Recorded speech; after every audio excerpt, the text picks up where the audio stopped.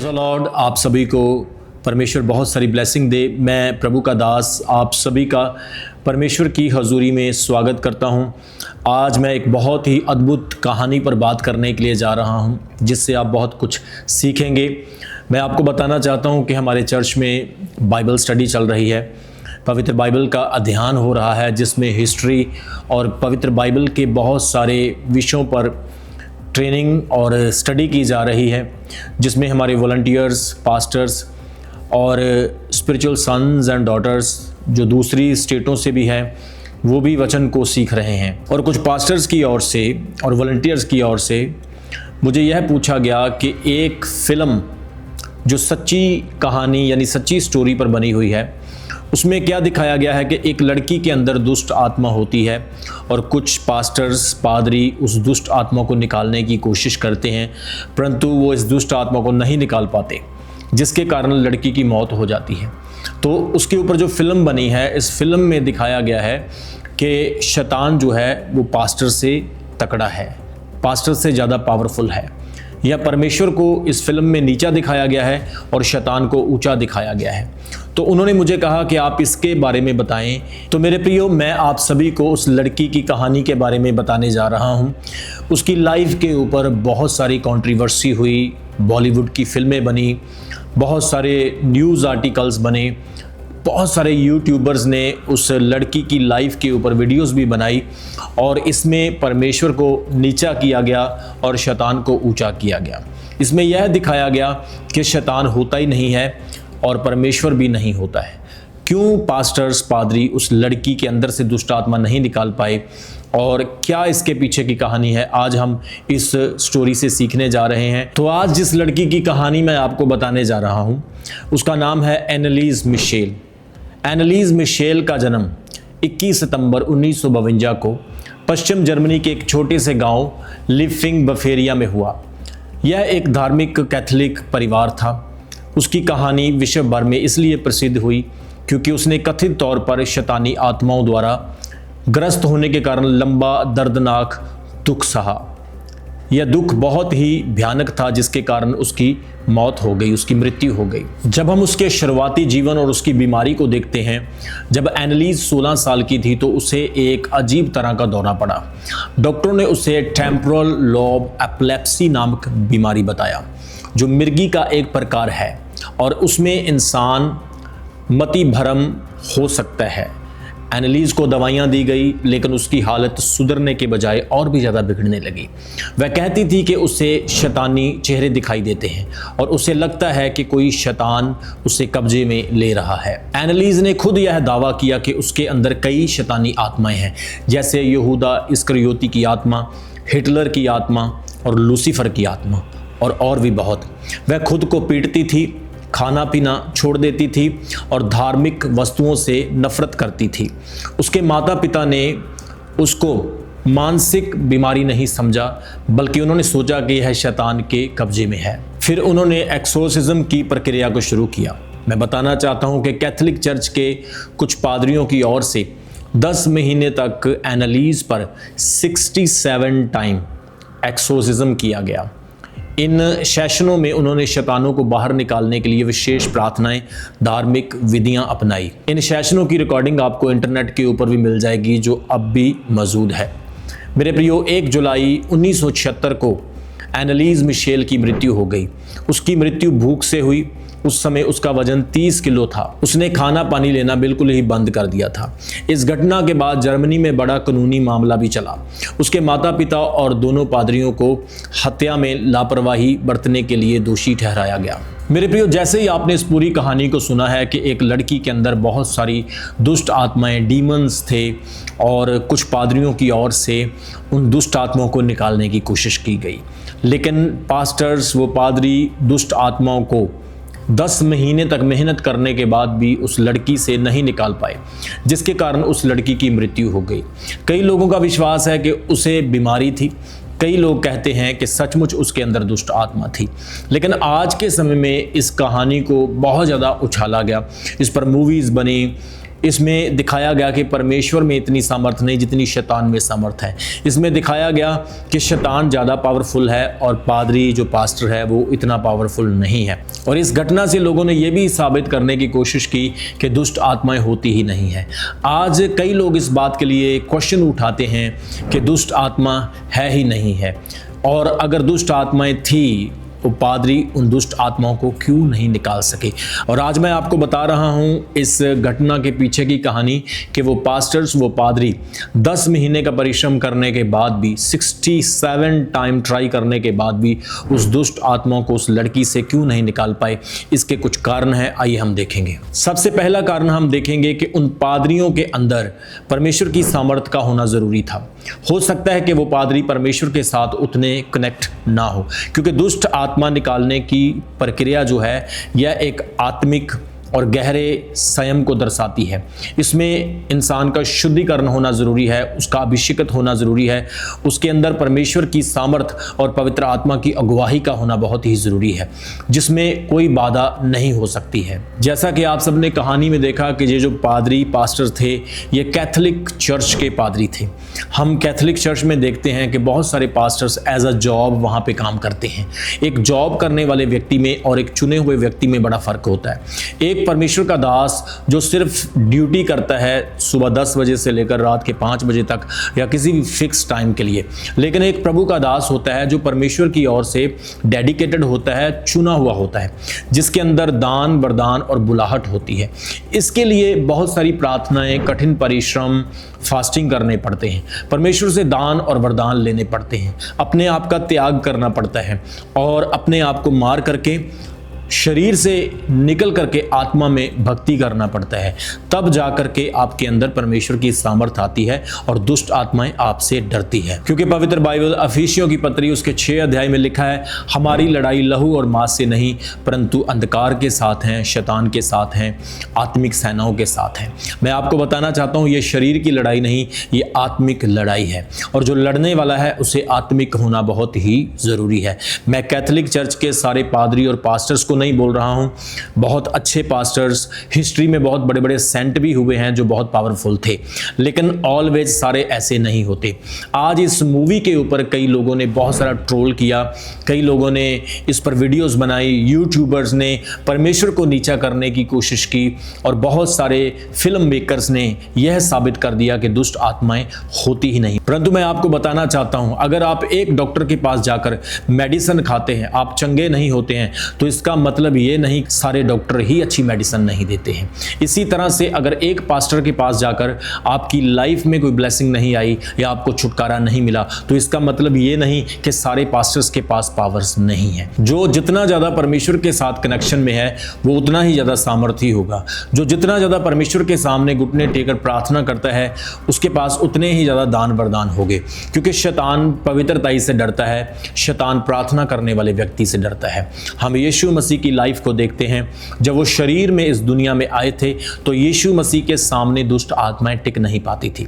Bible कहती है एक व्यक्ति कब्रों में यीशु मसीह को मिला जिसके अंदर 2000 के लगभग दुष्ट आत्मा थी।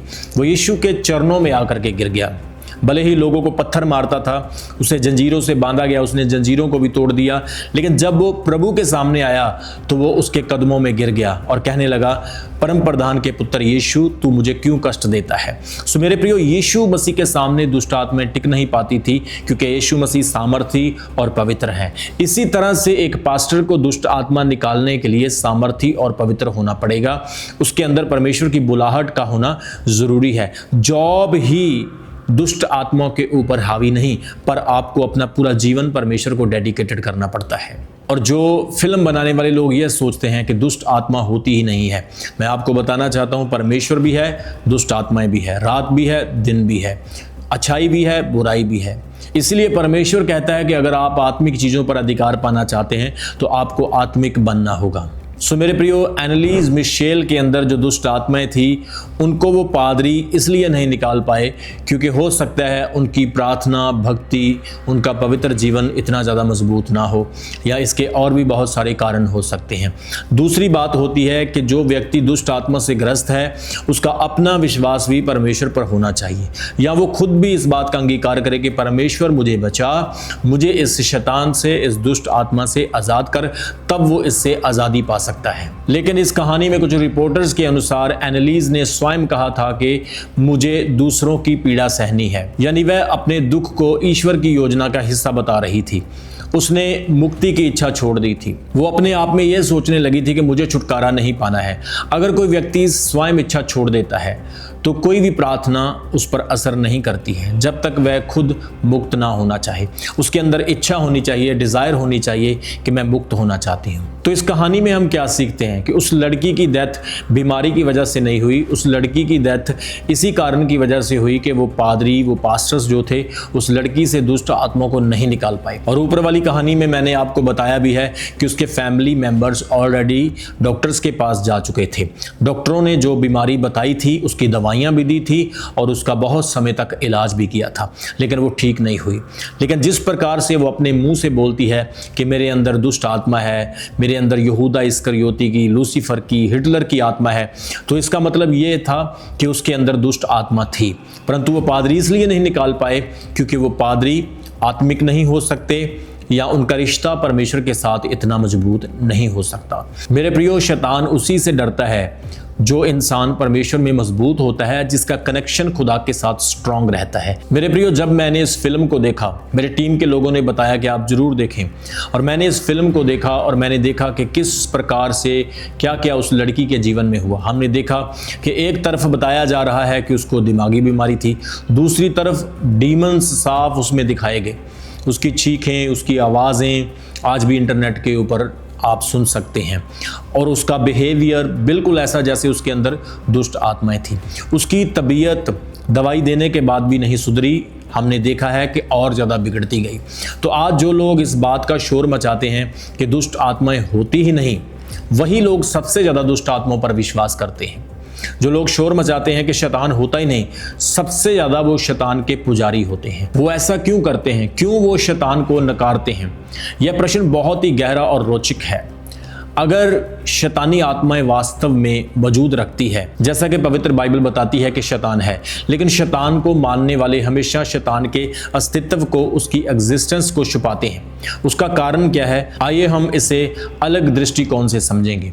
मेरे प्रियो, शैतान जो है वो अंधकार में काम करता है, वो कभी भी रोशनी में काम नहीं करता है। बाइबल में लिखा है कि शैतान झूठ का पिता है, जॉन चैप्टर 8 वर्स 44। उसका सबसे बड़ा हथियार यही है कि वो लोगों को विश्वास दिलाता है कि शैतान है ही नहीं। वो अंधकार में काम करता है कि लोगों को पता ही ना चले। शैतान चाहता है कि लोग उसे एक कल्पना माने, झूठ माने, ताकि वह बिना किसी विरोध के अपना काम करता रहे। इसलिए शैतान को मानने वाले, उसके उपासक भी यही अक्सर दिखाते और कहते हैं कि शैतान नहीं है, उसकी शक्तियां नहीं है, ये धार्मिक चीज़ें काल्पनिक है, ये नहीं होती है।